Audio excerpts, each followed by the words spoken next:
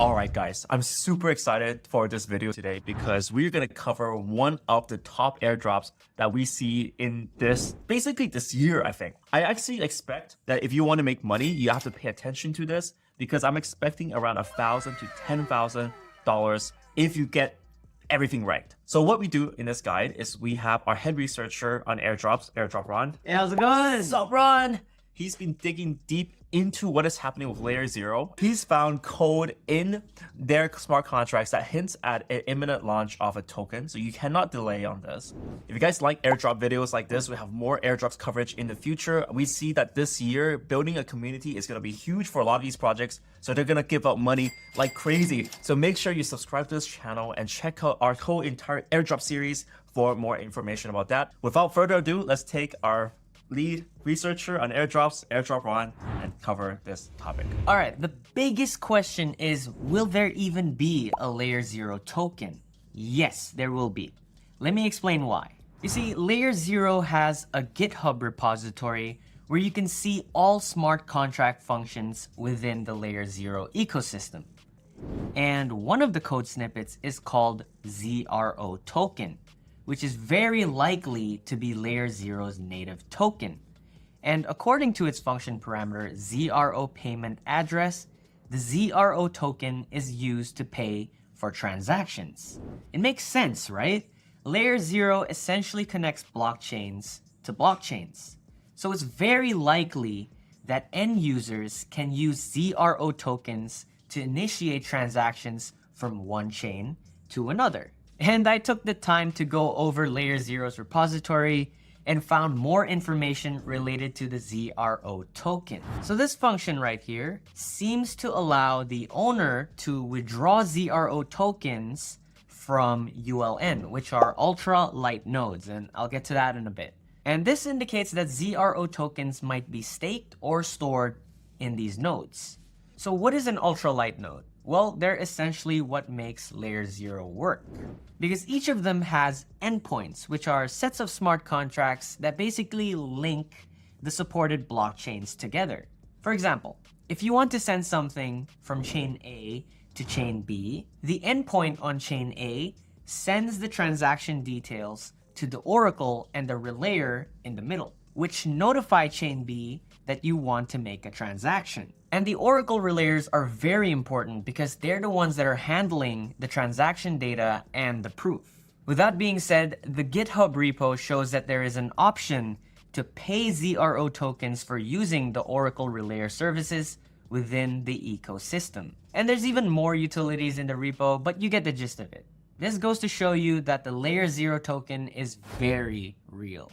Before we show you how to qualify for a potential LayerZero airdrop, camera change. We want to thank Bybit for sponsoring this video.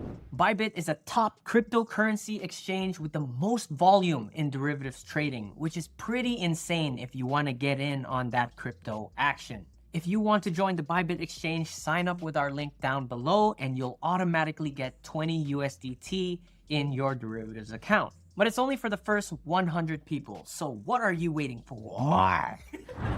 Alright, to qualify for the airdrop, you need to interact with the dApps on the LayerZero ecosystem.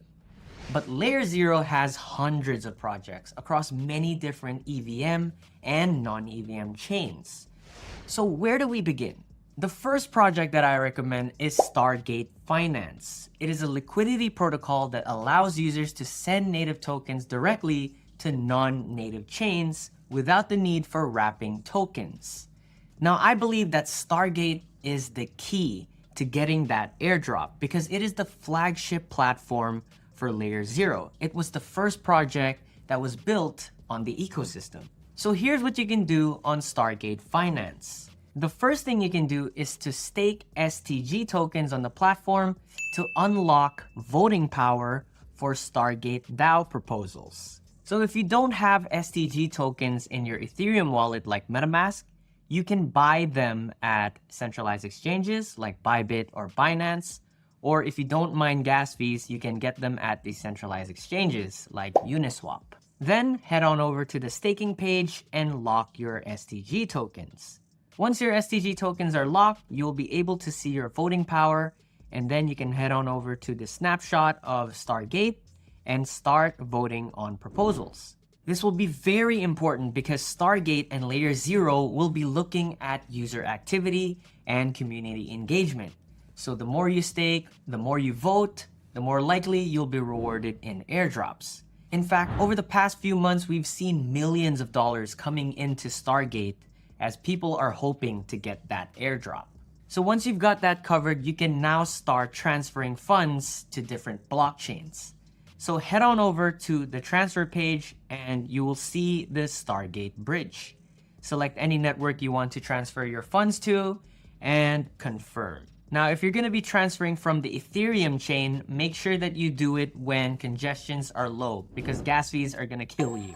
So we recommend bridging maybe like once every few days just to show that you are regularly interacting with LayerZero smart contracts. Now, learning from the Arbitrum airdrop, frequency of smart contract interaction is a very important criteria. But always remember to factor in your gas management. Write down how much you spent on gas for every transaction. And when you do get that airdrop, you can make out how much you make in net profit from there. Now for me, I'm mostly using the Stargate bridge. And I think that's already enough to qualify for the airdrop because at the end of the day, snapshots only look at transaction frequency and volume. But if you want to use other bridges for the sake of variety, covering more grounds, here's a list of bridges that are also powered by LayerZero. You can use the Aptos bridge where you transfer funds from other chains into Aptos.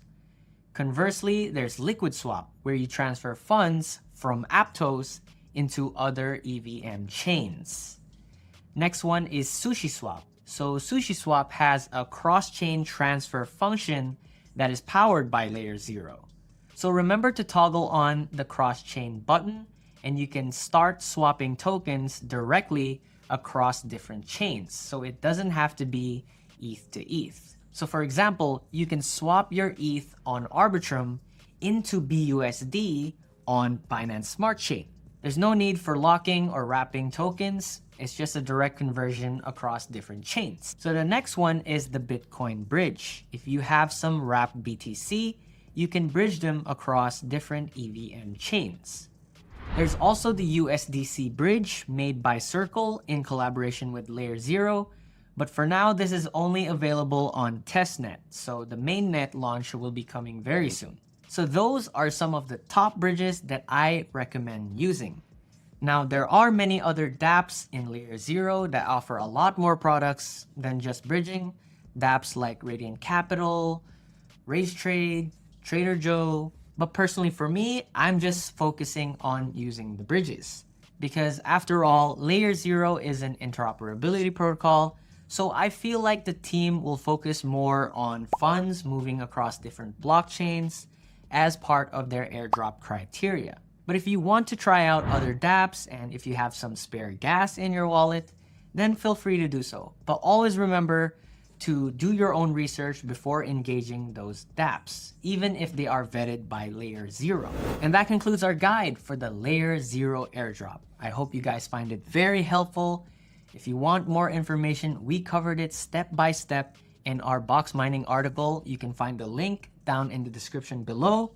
But if you have any other questions, feel free to leave a comment. We're very happy to help you. And we'll be making more airdrop videos in the future so that you don't miss out on these money-making opportunities. My name is Airdrop Ron. Shana now!